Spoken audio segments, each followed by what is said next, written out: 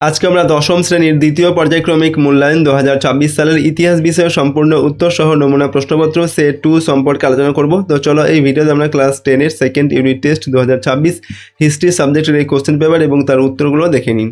Second সামিটি ইভ্যালুয়েশনে তোমাদের 40 নম্বরের পরীক্ষা হয়, সময় থাকে 1 ঘন্টা 30 মিনিট। এই প্রশ্ন এবং উত্তরের পিডিএফ ফাইলগুলো আমাদের সহজ লেসন অ্যাপের মধ্যে দেওয়া থাকবে। অ্যাপের লিঙ্ক রয়েছে ডেসক্রিপশন বক্সে অথবা গুগল প্লে স্টোর থেকেও তোমরা অ্যাপটিকে ডাউনলোড করে নিতে পারবে। সেখানে পেইড কোর্সের মধ্যে এর পিডিএফগুলো দেওয়া থাকবে। পেমেন্ট করার পর তোমরা পিডিএফগুলো নিজেদের ফোনে ডাউনলোড করতে পারবে। দেখো এখানে এই যে কোশ্চেন পেপার রয়েছে, প্রথমে রয়েছে বিভাগ ক। 1 নম্বর থেকে বলা হচ্ছে সঠিক উত্তরটি নির্বাচন করো। 10টি প্রশ্ন দেওয়া আছে এখানে, প্রতিটা প্রশ্নের মান 1 নম্বর করে। একের দাগে জাতীয় কংগ্রেসের প্রতিষ্ঠাতা হলেন উমেশচন্দ্র মুখোপাধ্যায়, ডাফরিন, হিউম, সুরেন্দ্রনাথ বন্দ্যোপাধ্যায়। তো জাতীয় কংগ্রেসের প্রতিষ্ঠাতা হবে অপশন কয়েকটা হিউম। তাঁতিয়া টুপির প্রকৃত নাম ধুন্ধুপন্থ গোবিন্দ। এরপর হচ্ছে দ্বিতীয় বাজিরাও, রামচন্দ্র পাণ্ডুরঙ্গ, নানা সাহেব। সঠিক উত্তর হচ্ছে ধুন্ধুপন্থ গোবিন্দ, অপশন কয়েকটা। 1857 খ্রিস্টাব্দের মহাবিদ্রোহকে জাতীয় বিদ্রোহ বলে অভিহিত করেছিলেন লর্ড ক্যানিং, আর্ল স্ট্যানলি, মহারানী ভিক্টোরিয়া, ডিসরেলি। সঠিক উত্তর হচ্ছে আর্ল স্ট্যানলি। নেক্সট হচ্ছে 4 নম্বর থেকে মার্কিউরাস নাইট্রেট আবিষ্কার করেন প্রফুল্লচন্দ্র রায়, প্রফুল্ল চক্রবর্তী, মেঘনাথ সাহা, চন্দ্রশেখর ভেঙ্কট রামন। সঠিক উত্তর অপশন কয়েকটা হবে প্রফুল্লচন্দ্র রায় মার্কিউরাস নাইট্রেট এটা আবিষ্কার করেন। বাংলার ক্যাস্টন বলা হয় পঞ্চানন কর্মকারকে, সুরেশচন্দ্র মজুমদারকে। এরপর হচ্ছে চার্লস উইলকিন্সকে, জেমস অগাস্টাস হিকিকে। সঠিক উত্তর হচ্ছে চার্লস উইলকিন্সকে। পরের প্রশ্ন হচ্ছে বোসন কণার আবিষ্কার করেন জগদীশচন্দ্র বসু, সত্যেন্দ্রনাথ বসু, চন্দ্রশেখর ভেঙ্কট রামন, আইনস্টাইন। সঠিক উত্তর সত্যেন্দ্রনাথ বসু। 7 নম্বর বাষ্পীয় ইঞ্জিন আবিষ্কার করেন যে বাঙালি ইঞ্জিনিয়ার, তিনি হচ্ছেন গোলকচন্দ্র নন্দী, পলাশচন্দ্র নন্দী, রাজেন্দ্রনাথ মুখার্জি, শিবচন্দ্র নন্দী। সঠিক উত্তর হচ্ছে গোলকচন্দ্র নন্দী। স্বদেশাভিমানী পত্রিকাটির সম্পাদক ছিলেন মুজাফফর আহমেদ, শ্রীপাদ অমৃত ডাঙ্গে, রামকৃষ্ণ পিল্লাই, নরেন্দ্রনাথ ভট্টাচার্য। উত্তর হবে এখানে রামকৃষ্ণ পিল্লাই, অপশন কয়েকটা। একা আন্দোলন সংগঠিত হয় বাংলায়, ওড়িশায়, কেরালায় না অযোধ্যা প্রদেশে? তো একা আন্দোলন সংগঠিত হয় অযোধ্যা প্রদেশে। সি মার্টিন নাম গ্রহণ করেন রাসবিহারী বসু, নরেন্দ্রনাথ ভট্টাচার্য, মুজাফফর আহমেদ, এস এ ডাঙ্গে। সঠিক উত্তর নরেন্দ্রনাথ ভট্টাচার্য। বিভাগ খতে দেখো 2 নম্বর দেখে নিচের প্রশ্নগুলির নির্দেশ অনুযায়ী উত্তর দাও। 2-1 ক স্তম্ভের সঙ্গে খ স্তম্ভে মেলাতে হবে। 1 × 3 = 3। ক স্তম্ভে রয়েছে টুনটুনির বই, মজদুর মহাজন গণবাণী। খ স্তম্ভে দেওয়া আছে মুজাফফর আহমেদ, উপেন্দ্র কিশোর রায়চৌধুরী, এম এ গান্ধী। তো এখানে দেখো টুনটুনির বই এটা হচ্ছে অপশন খয়ের সঙ্গে মিলবে। উপেন্দ্র কিশোর রায়চৌধুরী হচ্ছে টুনটুনি বই এর লেখক। মজদুর মহাজন এটা হচ্ছে এম কে গান্ধী। এরপর গণবাণী এটা হবে মুজাফফর আহমেদ। 2 নম্বর প্রদত্ত ভারতবর্ষের রেখা মানচিত্রে নিম্নলিখিত স্থানগুলি চিহ্নিত করো ও নাম লেখো। 1 × 3 = 3। তো এখানে রয়েছে মহাবিদ্রোহের কেন্দ্র কানপুর, শ্রীরামপুর মিশন ছাপাখানা, তেভাগা আন্দোলনের একটি কেন্দ্র। তো এগুলো তোমাদের মানচিত্র দেওয়া হবে, সেখানে এগুলো চিহ্নিত করতে হবে। তারপর বিভাগ গয়ের প্রশ্ন দেখো 3 নম্বর দেখে নিচের প্রশ্নগুলির 2-3টে বাক্য উত্তর লিখতে হবে, যে কোনো 4টি। প্রশ্নের মান 2 করে, 4 দেখুন 8 নম্বর দেওয়া আছে। 1 নম্বর দেখে গগনেন্দ্রনাথ ঠাকুর তার ব্যঙ্গচিত্রগুলিতে কীভাবে ঔপনিবেশিক সমাজের সমালোচনা করেছেন? তো আমরা উত্তর লিখছি গগনেন্দ্রনাথ ঠাকুর তার অদ্ভুত লোক, বিরূপ, ব্রজ প্রভৃতি ব্যঙ্গচিত্রের মাধ্যমে ঔপনিবেশিক বাঙালি সমাজের তীব্র সমালোচনা করেছেন। তিনি তার তুলির টানে ব্রিটিশ তোষামোদকারী বাবু সমাজ, সাহেব সেজে বাঙালি সংস্কৃতিকে অবজ্ঞা করার অন্ধ মানসিকতা এবং ভণ্ড ধার্মিকদের ভণ্ডামিকে ব্যঙ্গাত্মকভাবে ফুটিয়ে তুলেছিলেন। ওকে। 2 নম্বর হচ্ছে লাইনোটাইপ কি? লাইনোটাইপ হলো টাইপরাইটারের মতো কিবোর্ড বা চাবিযুক্ত একটি আধুনিক অক্ষর বিন্যাসকারী মুদ্রণ যন্ত্র, যা 1886 সালে ওটমার মার্গেনথালার আবিষ্কার করেন। বাংলায় সুরেশচন্দ্র মজুমদার 1935 খ্রিস্টাব্দে আনন্দবাজার পত্রিকার জন্য প্রথম বাংলা লাইনোটাইপ প্রবর্তন করেন, যার ফলে একটি করে গোটা লাইনের অক্ষর একসঙ্গে সাজিয়ে অত্যন্ত দ্রুত ও সাশ্রয়ী মূল্যে মুদ্রণ সম্ভব হয়। প্রথম সচিত্র বাংলা বই কোনটি? এই বইয়ের চিত্রগুলি কে আঁকেন? দেখো প্রথম সচিত্র বাংলা বই হলো 1816 খ্রিস্টাব্দে কলকাতার প্যারিস অ্যান্ড কোম্পানির ছাপাখানা থেকে প্রকাশিত কবি ভারতচন্দ্র রায়গুণাকরের অন্নদা মঙ্গল কাব্য। এই বইয়ের জন্য ভেজিটেবল উডকাট বা কাঠের ব্লকে অত্যন্ত সুন্দর ছবিগুলি এঁকেছিলেন বাংলার প্রথম চিত্রশিল্পী ও খোদাইকার রামচাঁদ রায়। 3 4 নম্বর হচ্ছে বঙ্গভঙ্গ বিরোধী আন্দোলনে কৃষক সমাজ আগ্রহী ছিল না কেন? তো বঙ্গভঙ্গ বিরোধী বা স্বদেশী আন্দোলন ছিল মূলত শহরকেন্দ্রিক এবং উচ্চ ও মধ্যবিত্ত হিন্দু জমিদারদের দ্বারা পরিচালিত, যেখানে কৃষকদের প্রধান সমস্যা যেমন উচ্চ খাজনা বা মহাজনী শোষণ নিয়ে কোনো কর্মসূচি ছিল না। এছাড়া পূর্ববঙ্গের সংখ্যাগরিষ্ঠ মুসলিম কৃষকদের কাছে স্বদেশী বয়কটের চেয়ে লর্ড কার্জনের বঙ্গভঙ্গের প্রতিশ্রুতি অর্থনৈতিকভাবে লাভজনক মনে হওয়ায় তারা এই আন্দোলনে আগ্রহী ছিল না। হালি প্রথা কি? এই প্রথা কোথায় চালু ছিল? তো হালি প্রথা হলো এক ধরনের চরম বৈষম্যমূলক ও বংশানুক্রমিক কৃষি দাসত্ব বা বন্ধকি শ্রম প্রথা। এই প্রথা অনুযায়ী দুবলা বা নিম্ন বর্গের ভূমিহীন কৃষকরা উচ্চ বর্ণের অনাবিল বা পাতিদার জমিদারদের কাছ থেকে নেওয়া ঋণের দায়ে পুরুষানুক্রমে নামমাত্র মজুরিতে জমিদারদের জমিতে কঠোর বেকার খাটতে বাধ্য থাকতো। ঠিক আছে, তো এটা হচ্ছে হালি প্রথা। বিভাগ ঘয়ের প্রশ্ন হচ্ছে 4 নম্বর দাগের প্রশ্ন। নিচের প্রশ্নগুলি 7-8টি বাক্যে উত্তর দাও, যে কোনো 2টি প্রশ্নের মান 4 নম্বর করে, 4 2 8 নম্বর। 1 নম্বর দাগে রাজনৈতিক সমিতি হিসাবে ভারত সভার গুরুত্ব লেখন। তো 1876 খ্রিস্টাব্দের 26শে জুলাই সুরেন্দ্রনাথ বন্দ্যোপাধ্যায় ও আনন্দমোহন বসুর নেতৃত্বে কলকাতায় ভারতসভা বা ইন্ডিয়ান অ্যাসোসিয়েশন প্রতিষ্ঠিত হয়। 19 শতকের দ্বিতীয়ার্ধে ভারতের জাতীয়তাবাদী আন্দোলনের ইতিহাসে এই সভার গুরুত্ব অপরিসীম। আন্দোলনের সর্বভারতীয় রূপ। ভারতসভা কেবল বাংলা নয়, বাংলার বিভিন্ন প্রান্তে শাখা স্থাপন করে জাতীয় আন্দোলনকে প্রথম সর্বভারতীয় রূপ দিয়েছিল। সিভিল সার্ভিস পরীক্ষার বয়স কমানোর প্রতিবাদে এই সভা দেশ জুড়ে আন্দোলন গড়ে তোলে। গণ আন্দোলন ও আইনের বিরোধিতা। লর্ড লিটনের প্রবর্তিত দমনমূলক দেশীয় সংবাদপত্র আইন বা ভার্নাকুলার প্রেস অ্যাক্ট এবং অস্ত্র আইন এর বিরুদ্ধে ভারত সভা তীব্র ও সুসংগঠিত গণ আন্দোলন গড়ে তুলেছিলেন। এলবার্ট বিলের সমর্থন। ভারতীয় বিচারকদের শ্বেতাঙ্গদের বিচার করার অধিকার দেওয়ার লক্ষ্যে আনা এলবার্ট বিলের পক্ষে ভারত সভা জোরালো আন্দোলন চালায়, যা ইউরোপীয়দের পিছু হটতে বাধ্য করেছিল। এরপর কৃষক স্বার্থ রক্ষা। লর্ড রিপনের আমলে জমিদারদের শোষণের বিরুদ্ধে ও প্রজা স্বার্থ রক্ষায় এই সভা ভাঙা বেঙ্গল টেনান্সি বিল বা প্রজাস্বত্ব আইনের পক্ষে সওয়াল করেছিলেন। এরপর লিখছি আমরা উপসংহার। এইভাবে ভারতের মধ্যবিত্ত ও সাধারণ মানুষকে ঐক্যবদ্ধ করে 1885 সালে ভারতীয় জাতীয় কংগ্রেস প্রতিষ্ঠার উপযুক্ত ক্ষেত্র প্রস্তুত করে দিয়েছিল ভারত সভা। 2 নম্বর বাংলা মুদ্রণ ও প্রকাশনায় ঈশ্বরচন্দ্র বিদ্যাসাগরের ভূমিকা আলোচনা করেন। 19বিংশ শতকের মাঝামাঝি সময়ে বাংলায় আধুনিক মুদ্রণ ও প্রকাশনা শিল্পকে একটি সুসংগঠিত প্রাতিষ্ঠানিক ও বাণিজ্যিক রূপ দেওয়ার ক্ষেত্রে ঈশ্বরচন্দ্র বিদ্যাসাগরের অবদান ছিল অনন্য ও বৈপ্লবিক। এরপর দেখো আমরা পয়েন্ট করছি সংস্কৃত প্রেস ডিপোজিটরি। বিদ্যাসাগর বুঝতে পেরেছিলেন যে কেবল বই লিখলেই হবে না, তা মানুষের কাছে সুলভে পৌঁছে দিতে হবে। এই উদ্দেশ্যে 1847 খ্রিস্টাব্দে তিনি বন্ধু মদনমোহন তর্কালঙ্কারের সঙ্গে যৌথ উদ্যোগে সংস্কৃত প্রেস এবং বই বিক্রির জন্য সংস্কৃত প্রেস ডিপোজিটরি নামক একটি প্রকাশনা সংস্থা ও বইয়ের দোকান প্রতিষ্ঠা করেন। মুদ্রণ লিপির সংস্কার। বিদ্যাসাগর বাংলা মুদ্রণাক্ষরের জটলা বা দুরূহ যুক্তাক্ষরগুলিকে ভেঙে সরল ও পরিমার্জিত রূপ দেন। তার এই হরফ বিন্যাস বা টাইপোগ্রাফি সংস্কারের ফলে বাংলা বই মুদ্রণ অত্যন্ত সহজ ও দৃষ্টিনন্দন হয়ে ওঠে।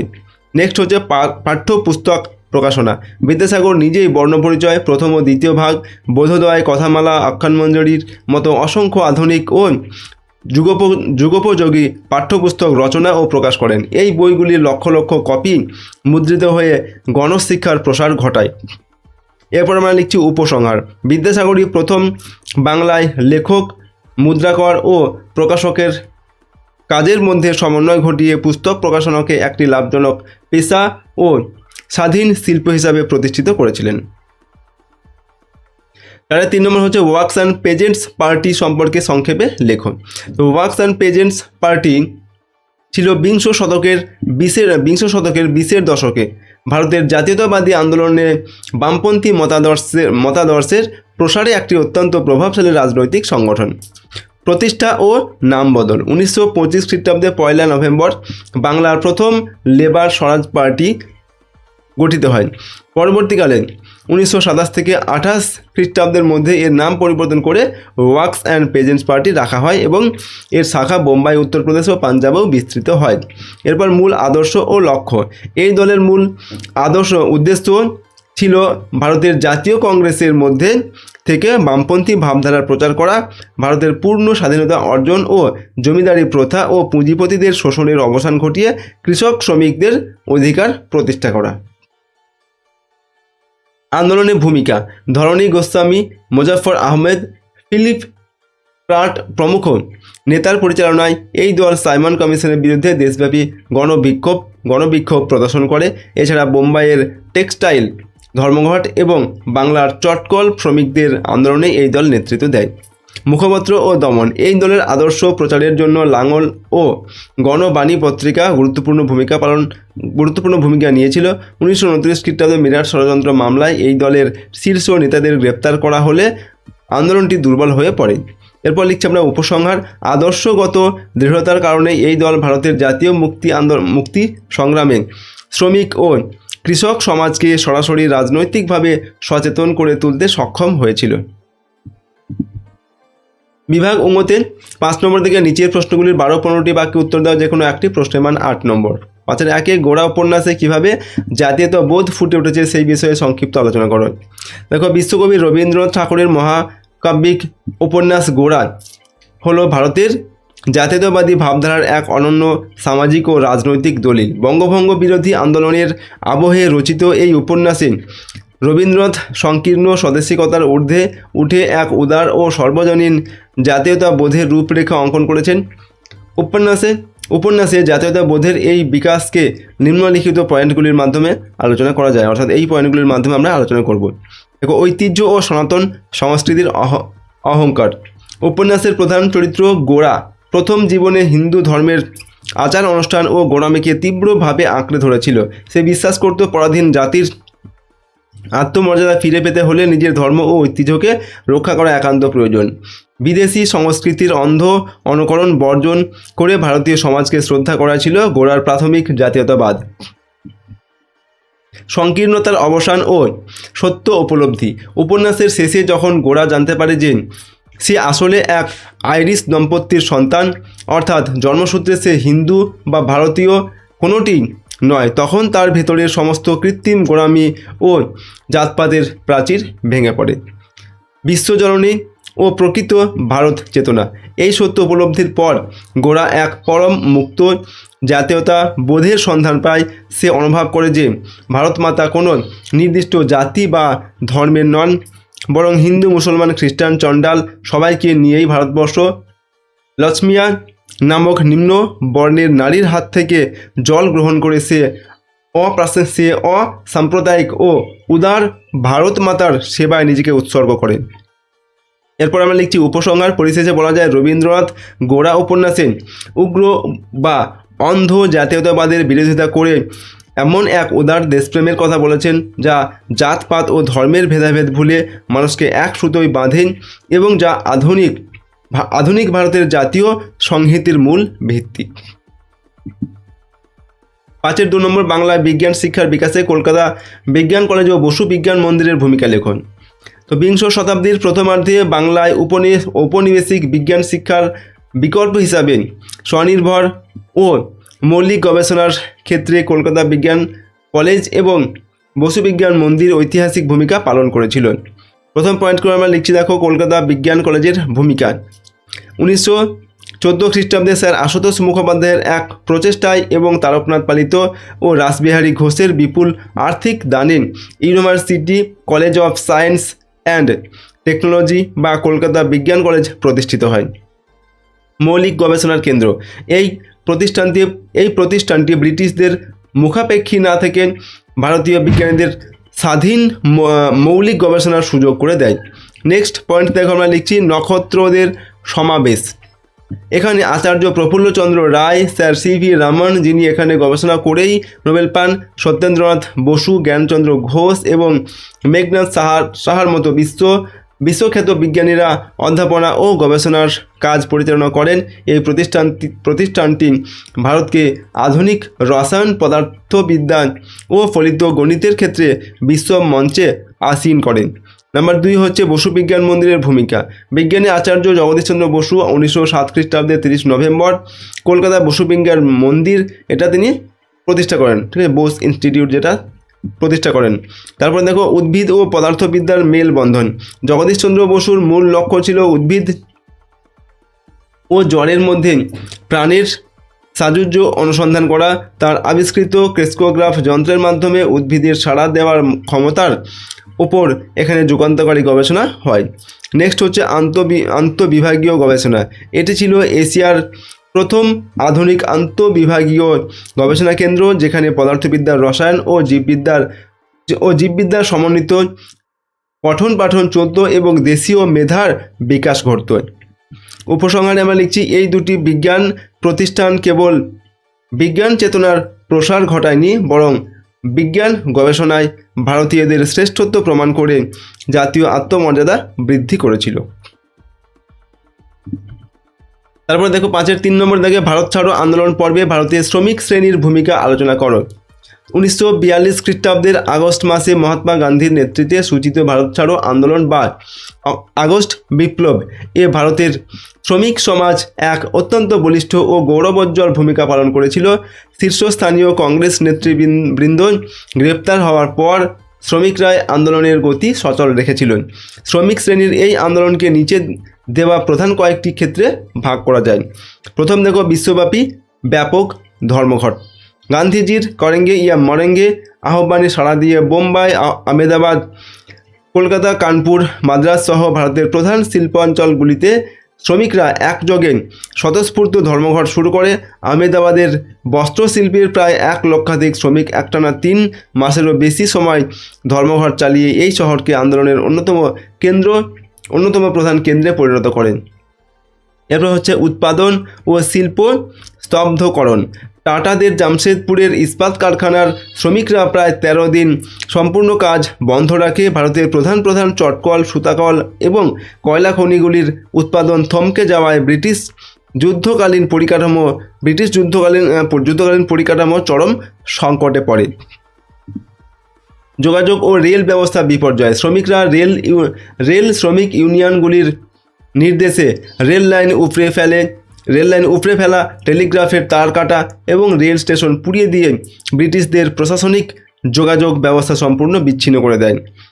সরকারি দমন ও আত্মত্যাগ। সরকারি কারখানায় কর্মরত শ্রমিকরাও আন্দোলনে সামিল হওয়ায় পুলিশ নির্বিচারে লাঠিচার্জ ও গুলি চালায়।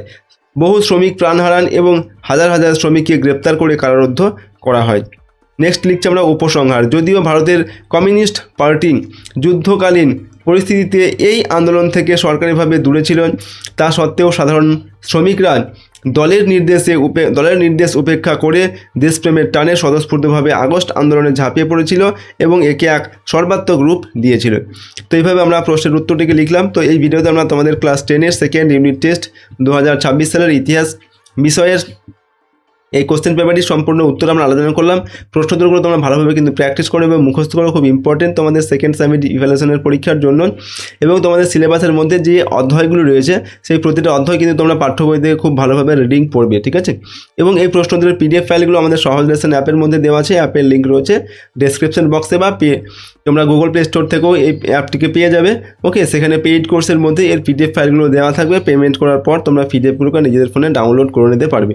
তো আজকের এই ভিডিওটিকে আমরা এখানে শেষ করছি। সম্পূর্ণ ভিডিওটি দেখার জন্য অসংখ্য ধন্যবাদ।